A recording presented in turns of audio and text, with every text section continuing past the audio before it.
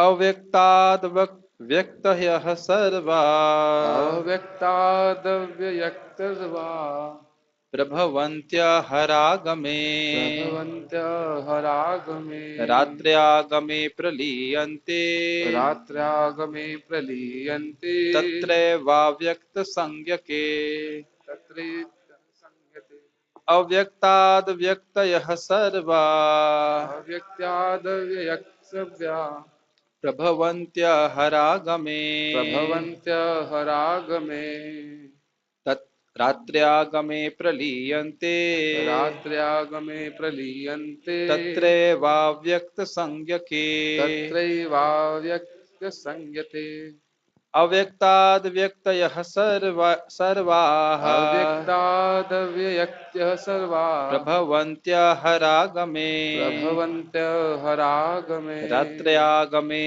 प्रलीयन्ते रात्र्यागमे प्रलीयन्ते तत्रैवाव्यक्तसंज्ञके। तत्रैवाव्यक्तसंज्ञके। इसका हम शब्दार्थ देखते हैं। मेरे पीछे बोलिए। अव्यक्ताद् अव्यक्त से अव्यक्त से व्यक्तयः व्यक्तयः जीव जीव सर्वः सर्वाः सारे सारे प्रभवन्ति प्रभवन्ति प्रकट होते हैं प्रकट होते हैं अह अह आगमे आगमे दिन होने पर। दिन होने पर। तो यानी कि अव्यक्त प्रकृति की अव्यक्त अवस्था से, कृति खोल लीजिए, सारे जीव व्यक्त होते हैं, व्यक्त अवस्था में प्रकट होते हैं जब ब्रह्मा जी का दिन आता है। और ब्रह्मा जी की रात्रि आने पर रात्र्यागमे प्रलीयन्ते, रात्रि आने पर वह प्रलीन हो जाते हैं, उसी अव्यक्त प्रकृति की अव्यक्त अवस्था में वह लीन हो जाते हैं। ठीक है।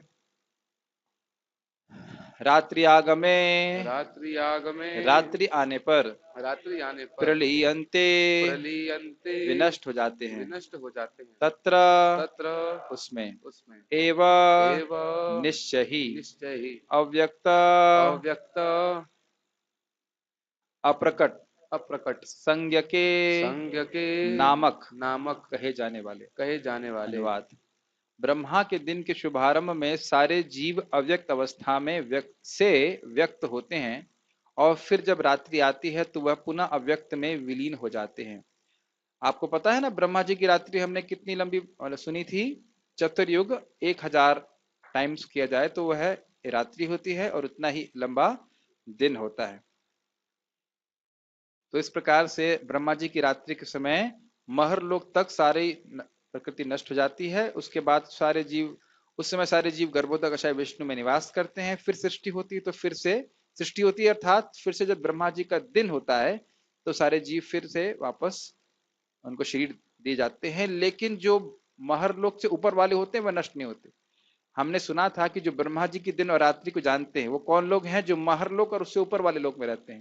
लेकिन यह सब लोग भी कब नष्ट हो जाते हैं? जब ब्रह्मा जी का पूरा परमायु नष्ट हो जाती है, समाप्त हो जाते हैं। यस रो। जब सारे जीव गर्भोदक्षाय विष्णु में प्रवेश हो जाते हैं। सारे का मतलब है जो ब्रह्मा जी के लोक में नहीं रहते। हाँ, मतलब ब्रह्मा जी के हर दिन में ब्रह्मालोक नष्ट नहीं होता है। नहीं, जो उसके नीचे जो हाँ, नीचे के महर्लोक के लोग जो नष्ट नीचे होते हैं। हैं, यस। तो जो जीव भगवान में लीन हो जाते हैं, हाँ, तो वापस जब सृष्टि होती है फिर से बाहर आते हैं वो। सृष्टि अर्थात जब सेकेंडरी सृष्टि भगवान करते हैं तो प्रभु जी उनके जो पाप पुण्य और जो उनकी प्रवृत्तियां, जो उनके स्वभाव होते हैं वो सेम रहते हैं, फिर नए फिर से डेवलप होते हैं। दोबारा बोलिए। आपने कहा है जब जीव भगवान में लीन हो जाता है हाँ, फिर वापस सृष्टि नहीं होती, लेकिन वो फिर वापस उनको शरीर दिए जाते हाँ, हैं। तो हाँ, उनके जो मन मन बुद्धि अहंकार जो सब ना उनकी ना, प्रवृत्ति मन होती नष्ट नहीं होता। देखिए, अच्छा प्रश्न है। जब संकर्षण भगवान अग्नि प्रकट करते हैं नीचे से तो सब कुछ नष्ट हो जाता है, लेकिन हमारे सूक्ष्म शरीर नष्ट नहीं होता है।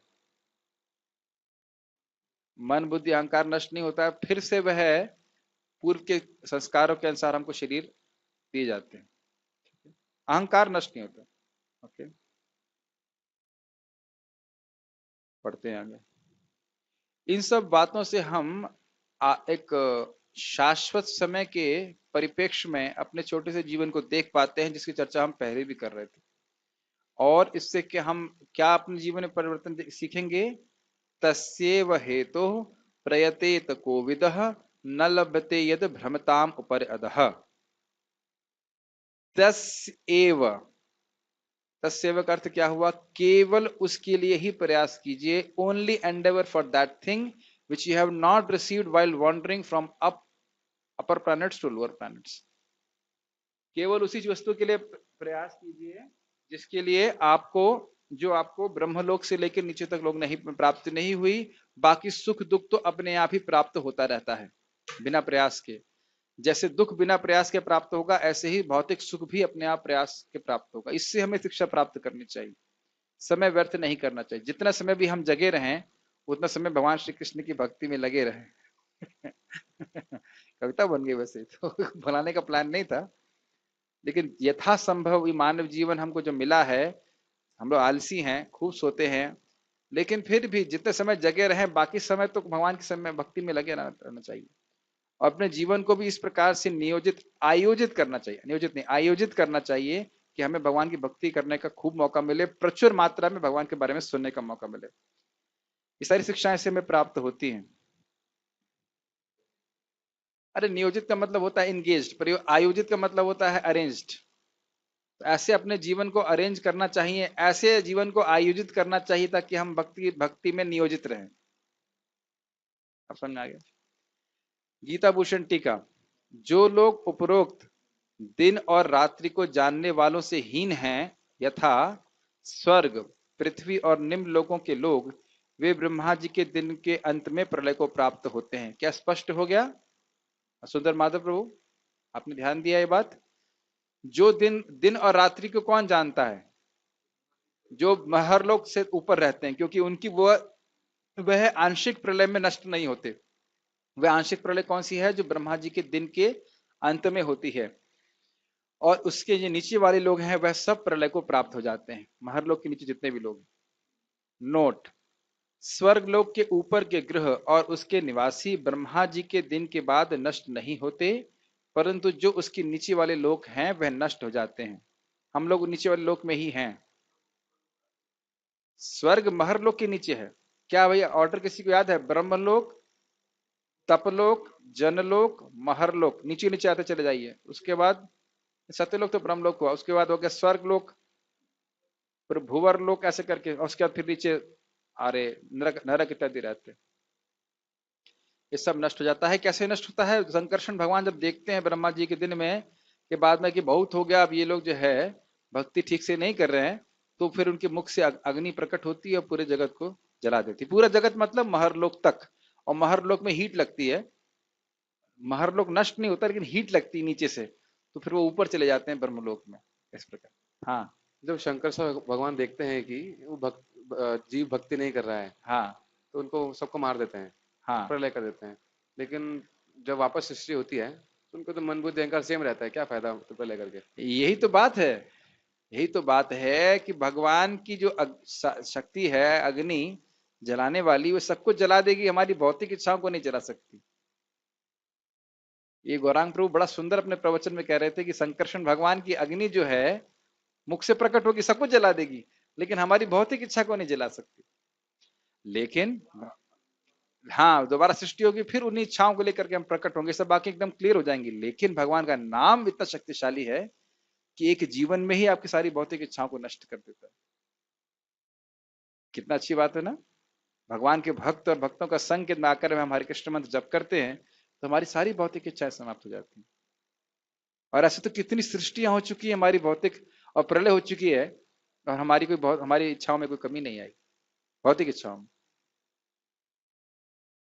भगवान की भक्ति बड़ी परम शक्तिशाली, इसीलिए भक्ति का प्रचार करना, दूसरों को भक्ति का मौका देना, ये बहुत बड़ी बात है। देखिए ये सब बातें शायद भक्तों को, कुछ भक्तों को पता हो, लेकिन ये सब बहुत रहस्यात्मक है, लोगों को नहीं पता रहती।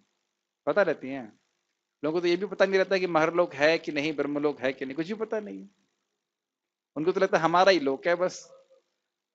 जैसे महाराज वहां सब यही है, महाराज बोले कि भाई जैसे कुत्ते, सारे कुत्ते इकट्ठे हो जाए, कहे कि हम किसी प्रेसिडेंट को नहीं मानते, हम किसी भारत के प्राइम मिनिस्टर को नहीं मानते, तो उन कुत्तों की क्या वैल्यू है? और उससे भी ज्यादा विनोद की बात यह है कि मान लीजिए चींटियां कहें कि भाई हम नहीं मानते कि इंसान जैसा कोई वस्तु है, हाँ, लेकिन अगर एक कुल्ला पानी कर दें तो सारा घर जो है उनका बह जाएगा। और यही स्थिति इंसानों की है, भगवान नहीं है, देवता नहीं है, ऐसा है वैसा है, और भगवान ने छोटा सा वायरस भेजा और सब बह गए इसमें। और आप देख पा रहे हैं कि हम लोग सोचते हैं, या हम तो नहीं सोचते हैं लेकिन कुछ लोग, भारतीय लोग सोच रहे हो शायद कि सरकार हमारी रक्षा कर लेगी, लेकिन एक छोटे से वायरस से भी सरकार रक्षा नहीं कर सकती। केवल ये लोग डर के मारे फंसे हुए हैं कि हाँ भाई लॉकडाउन कर दो, ये कर दो, वो कर दो। भगवान हल्का सा वायरस देते हैं, सारी सारी व्यवस्था ध्वस्त हो जाती है। और फिर आपको याद दिलाऊंगा जो प्रहलाद महाराज बोल रहे हैं, रक्षा कौन कर रहा है? भगवान। और ध्वंस कौन कर रहे हैं? वह भी भगवान ही कर रहे हैं। ये सब आगे आएगा। जब ध्वंस करने के बारे में सोच लेते हैं भगवान, तो फिर कोई नहीं रोक सकता। मारे कृष्ण राखे के, राखे कृष्ण मारे के, सभी नष्ट हो जाते हैं। जो ब्रह्मलोक में रहते हैं वे ब्रह्मा जी की परम आयु तक जीवित रह सकते हैं। ब्रह्मा जी के दिन के आरंभ होने पर जब ब्रह्मा जी निद्रा से जागते हैं तो सभी शरीर, इंद्रियां, इंद्रिय भोग के विषय और स्थान प्रकट होते हैं। ये लाइन समझ में आ रही है? जब महरलोक तक सब नष्ट हो जाता है तो शरीर भी नष्ट हो गए। अब जब जीव है वो अव्यक्त में प्रवेश कर गए। अब अव्यक्त से जो व्यक्त मतलब उनकी इच्छाएं रहती हैं, संस्कार रहते हैं। अब जब दोबारा वो मतलब सृष्टि होती है, ब्रह्मा जी का दिन आता है, तो उनकी पिछली सृष्टि के अनुसार उनके क्या कर्म थे, उनकी क्या इच्छाएं थी, उसके अनुसार सबको शरीर प्राप्त होता है। माइक पे पूछिए। मैंने इसके पता नहीं, मैं शायद गलत सुना है मैंने कि जब हम सब नाश हो जाता है तो जो जीव होता है वो महाविष्णु के अंदर चले बिल्कुल जाते हैं। सही सुना है, लेकिन वह ब्रह्मा जी के आयु के बाद, ब्रह्मा जी की परम आयु के बाद जब ब्रह्मांड भी नष्ट होता है, तब वहां विष्णु में प्रवेश करते हैं। ब्रह्मा जी के दिन के समय जब नष्ट प्रलय होती है, तो जो मेरी अंडरस्टैंडिंग है, आप सही बताइए, गर्भोदक विष्णु में प्रवेश करते हैं, जहां तक मैं समझता हूँ। वैसे यहाँ पे लिखा अव्यक्त में प्रवेश करते हैं, तो हम अव्यक्त ही मानेंगे। अव्यक्त मतलब जो भगवान का प्रकृति की ऐसी निराकार, अवस्था जिसमें सृष्टि नहीं हो रही है। निराकार ब्रह्म में सब ना जाते हैं। ना, ना अब अव्यक्त तो निराकार वही। ब्रह्म नहीं, अव्यक्त। निराकार ब्रह्म में नहीं जाते, वैसे तो महाविष्णु में जाते हैं। और जो मैंने अभी तक स्मरण आ रहा है, जब ब्रह्मा जी का दिन होता है, मतलब सॉरी रात्रि होती है, तब वो गर्भोदक विष्णु में निवास करते हैं। फिर वह उनको यही अंडरस्टैंडिंग है, यही अंडरस्टैंडिंग है। और उसके लिए उसके बाद फिर जब अगले दिन ब्रह्मा जी के दिन होता है, तो वह जीव जो कि ध्यान दीजिएगा, जो महरलोक से ऊपर है वो नहीं, जो नीचे थे वही, उनके शरीर नष्ट हुए, वह फिर वापस शरीर प्राप्त दिए जाएंगे उनको ब्रह्मा जी के द्वारा। Does it make sense? ठीक है, तो किस प्रकार से दिए जाएंगे? उनके शरीर दिए जाएंगे, उनकी इंद्रियां दिए जाएंगे, इंद्रिय भोग के विषय इत्यादि दिए जाएंगे। ब्रह्मा जी की रात्रि प्रारंभ होने पर जब उनके सोने का समय आता है, तो ये सब वस्तुएं उनके साथ ही अप्रकट हो जाती हैं। कौन सी वस्तुएं? शरीर, इंद्रिय, इंद्रिय भोग के विषय और स्थान। ठीक है, उनके लोक में नहीं, मैंने बताया ना, महर लोक से ऊपर तक। ब्रह्म, फिर से समझ लीजिए, ब्रह्मा जी के रात्रि के समय जो आंशिक प्रलय होती है, वह उसमें महरलोक से के ऊपर, महरलोक इंक्लूडेड, वो कोई नष्ट नहीं होता है। और वहां के लोग मरते नहीं हैं, लेकिन महरलोक के लोगों को गर्मी लगती है, ताप लगता है, तो वह ऊपर के लोक में चले जाते हैं। जैसे यहाँ पे गर्मी होती थी तो पहले लोग शिमला चले जाते थे। ठीक है। हाँ, तो इस प्रकार से वह ऊपर चले जाते हैं, लेकिन वह नष्ट नहीं होते। महरलोक के नीचे के जितने लोग हैं वह सब उसमें नष्ट हो जाते हैं। चारों युग, अरे चारों 1000 बार चतुर्युग पास हो जाता है। हाँ ठीक है। यहाँ अब जब भी कोई प्रश्न करें तो कृपया माइक पे कीजिएगा, है ना, ध्यान रखिए। यहाँ अव्यक्त शब्द से प्रधान को नहीं लेना चाहिए, क्योंकि यह दैनिक सृष्टि और प्रलय के संबंध में कहा जा रहा है, जिसमें आकाश तत्व विद्यमान रहता है। ये समझ में आई लाइन? देखिए, प्रधान प्रकृति की वह स्थिति है जिसमें गुणों की साम्यता होती है। रजगुण, तमोगुण और सत्वगुण एक एक बराबर रहते हैं, और उसमें कोई सृष्टि नहीं होती है। तो यहाँ पे अव्यक्त, उसको भी अव्यक्त कहते हैं, लेकिन यहाँ पे जो शब्द बोला जा रहा है अव्यक्त, उसको प्रधान नहीं लेना चाहिए। क्यों? प्रधान वह अवस्था होती है जब सारी सृष्टि महाविष्णु में प्रवेश की होती, समाप्त रहती है, तब प्रधान की अवस्था रहती है, उसमें कुछ गुणों की साम्यता रहती है, रजगुण तमगुण सतगुण सब बैलेंस अवस्था में रहता है, वह प्रधान कहलाता है, उसको भी अव्यक्त कहते हैं। आपको पता है मैं कौन सी भाषा बोल रहा हूं अभी? हिंदी बोल रहे हैं, ठीक। और उस अव्यक्त पे भगवान महाविष्णु ग्लांस करते हैं, शोभ करते हैं, तो वह है महतत्व। महतत्व कहते हैं, इसमें जीवों को स्थापित करते हैं, फिर विभिन्न ब्रह्मांडों में भगवान प्रवेश करते हैं और उन जीवों को उसमें दिया जाता है। तो यहाँ जो बोला जा रहा है अव्यक्त मतलब, जब जब इस प्रकार से ब्रह्मा जी का रात्रि आती है तो उसमें आकाश तत्व नष्ट नहीं होता। ईथर जिसे कहते हैं ना, आकाश, पृथ्वी जल वायु अग्नि आकाश समझते हैं, तो आकाश नष्ट नहीं होता है, मतलब पूरी तरह से सृष्टि नष्ट नहीं होती है। और हम जान ही रहे हैं कि महरलोक से ऊपर का स्थान जो है वह रहता है और ब्रह्मांड भी रहता है, ब्रह्मांड नष्ट नहीं होता है। तो इसलिए कह रहे हैं कि अब इसलिए अव्यक्त का अर्थ है ब्रह्मा जी की निद्रा की अवस्था। अब ब्रह्मा जी की निद्रा की अवस्था क्या है?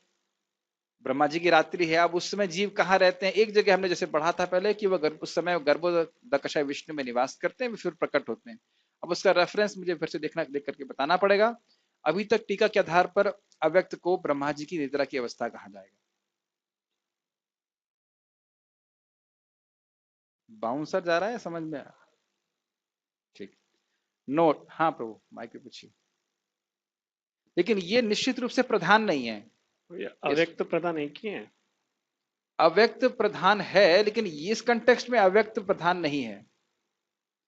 प्रकृति की वह अवस्था जब सृष्टि नहीं होती है तो उसको अव्यक्त कहते हैं, लेकिन वो तब होता है जब ब्रह्मा जी की परम आयु समाप्त हो जाती है, उसको प्रधान कहते हैं। उसी से सारी वस्तुएं आती हैं जगत की।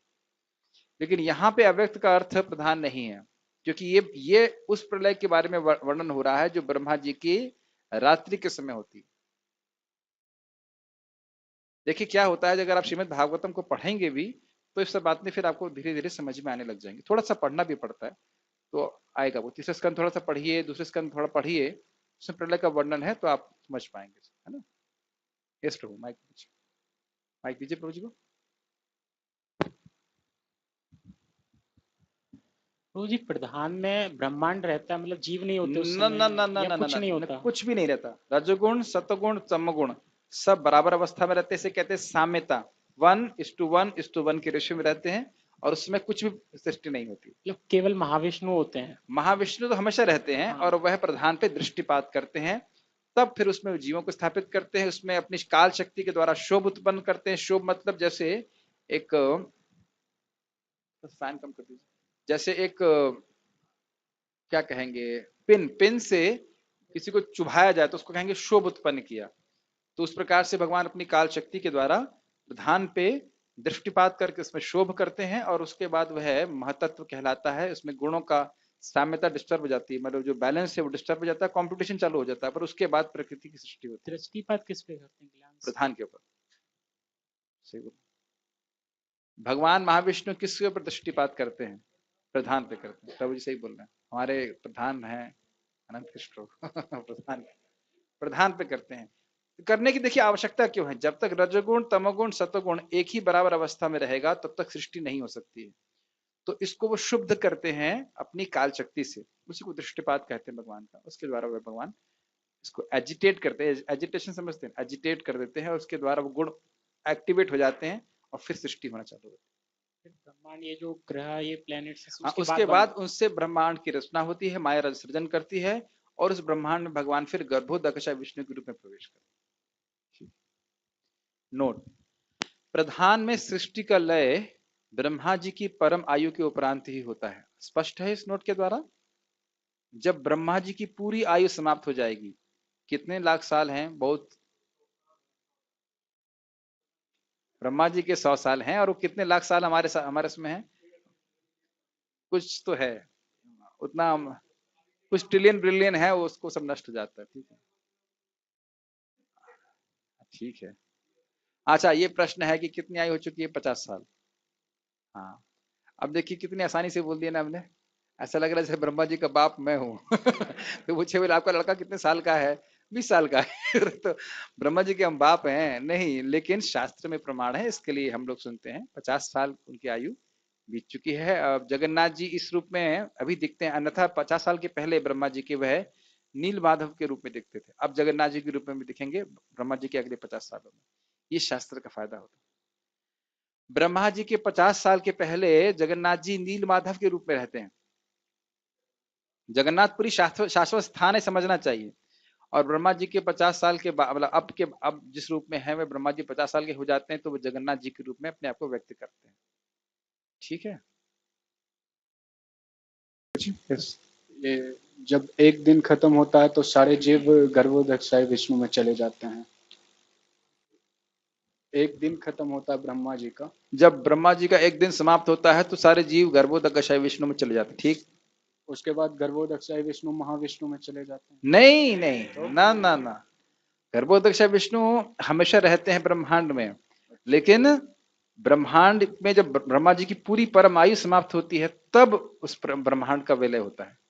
और जब जीव गर्भोदक्षाय विष्णु में जाते हैं तो मतलब वहां वैकुंठ का फील होता है उनको, या फिर नहीं, जब जीव भगवान में इस प्रकार से रहते हैं, वैकुंठ की फीलिंग तभी होगी जब व्यक्ति भगवान का भक्त होगा। भगवान के दिव्य शरीर में रहने के बाद भी वह सुप्तावस्था में रहते हैं, सुषुप्ति में रहते हैं, उन्हें कुछ पता नहीं रहता कि वो क्या है, डीप स्लीप। बस यही शायद हमको यही वैकुंठ लगता है इस जगत में, गहरी नींद आ गई, हाँ वैकुंठ है, कोई दुख नहीं है, लेकिन वैकुंठ में नहीं रहते इस प्रकार से। ठीक है। वैकुंठ की भावना मतलब तत्सुख सुखित्वम, भगवान को सुखी करके सुखी रहने की भावना। ठीक है।